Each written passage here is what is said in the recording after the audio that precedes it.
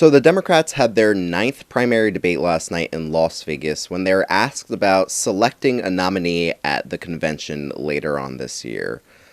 So the question had to do with who had the most delegates coming into the convention and if that person should be the nominee if they had the most delegates. Apart from one person on stage, the candidates had some fairly trash answers. Can you guess who the one nominee is who didn't have a bad answer? Of course, it's Bernie Sanders on this one. So let's watch the clip and then discuss why these answers were so bad.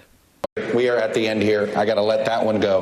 We are less than 2 weeks away from a national primary. And I want to ask all of you this simple question. There's a very good chance none of you are going to have enough delegates to the Democratic National Convention to clinch this nomination. Okay? If that happens, I want all of your opinions on this. Should the person with the most delegates at the end of this primary season be the nominee, even if they are short of a majority? Senator Sanders, I'm going to let you go last here because I know your view on this. So instead, I will start with you, Mayor Bloomberg. Whatever the rules of the Democratic Party are, they should be followed. And if they have a process, which I believe they do, I'm trying to do so this that yes or no everybody to make it else, fast. everybody can. So you want the convention to work its will? Yes. Senator Warren. But a convention working its will means that people have the delegates that are pledged to them, and they keep those delegates until you come to the convention. All of the people. All righty. Vice President Biden?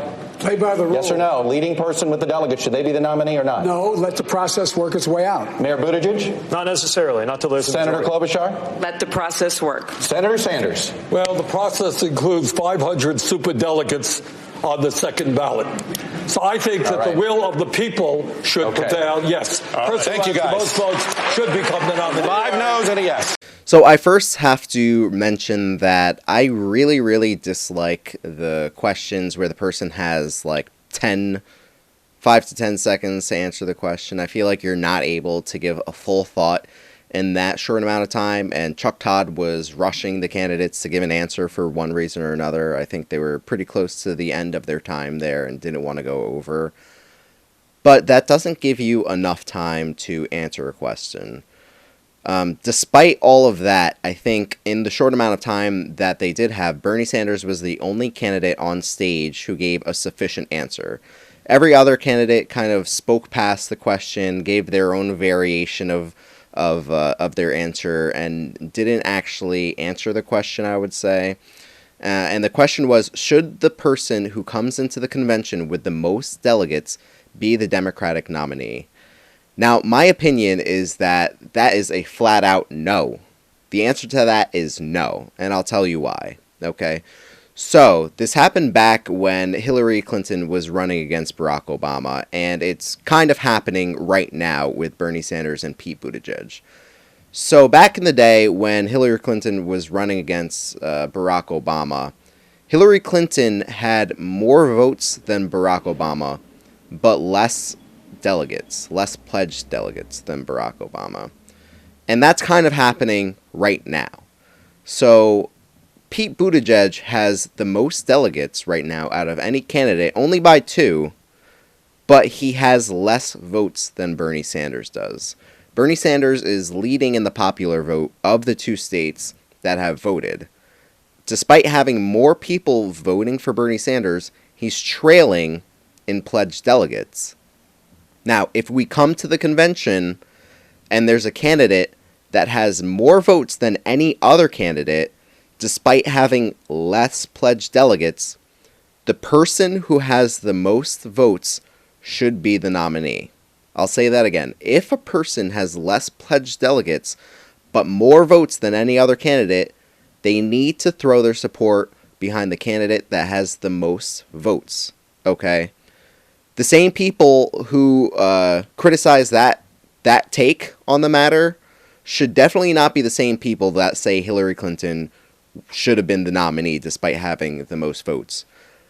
The rule is simple. Whoever has the most votes should win. And this is something that I've always said. Whoever has the most votes should win. So taking that into account, the answers from the candidates were terrible.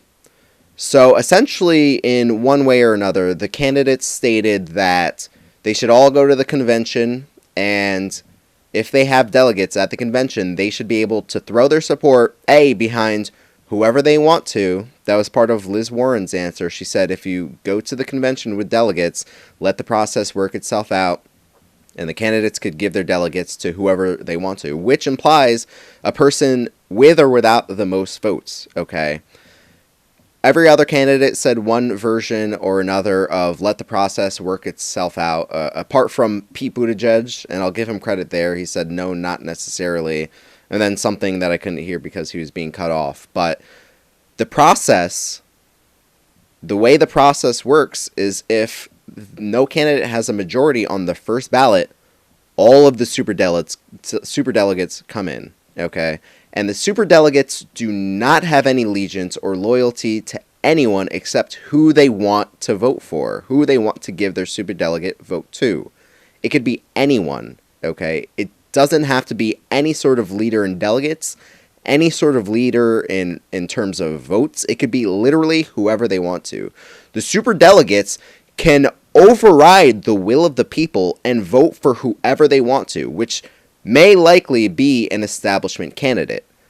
That's the will of the DNC. Those are the rules of the DNC. And if you're a candidate stating that you're just going to follow the rules, follow the will of the DNC, which includes the superdelegates, that's a bad answer. That's a bad answer. It's not good. No one person or group of 100 of individuals should override the will of the people. And for that reason, every other candidate aside from Bernie Sanders and maybe Pete Buttigieg gave bad answers that are essentially disqualifying in my mind. The person with the most votes should win. One more time, and I know this is probably the 10th time I've said this video. Whoever has the most votes going into the convention should win. Not most delegates. We've seen how that plays out.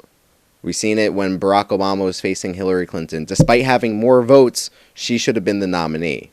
Right now it's playing out. Pete Buttigieg and Bernie Sanders. Pete Buttigieg has more pledged delegates despite having less votes. If it comes to the convention and the candidates throw their support behind another candidate who has less votes than every other candidate, I think it's going to destroy the Democratic Party. I think for all future primaries and caucuses and any other Democratic support, any cause for the Democratic Party, I don't think people are going to be inspired to vote. I think this is de facto going to suppress the vote for all future primaries and presidential debates. I think that would be a major error on the part of the DNC and on behalf of every other candidate in the race.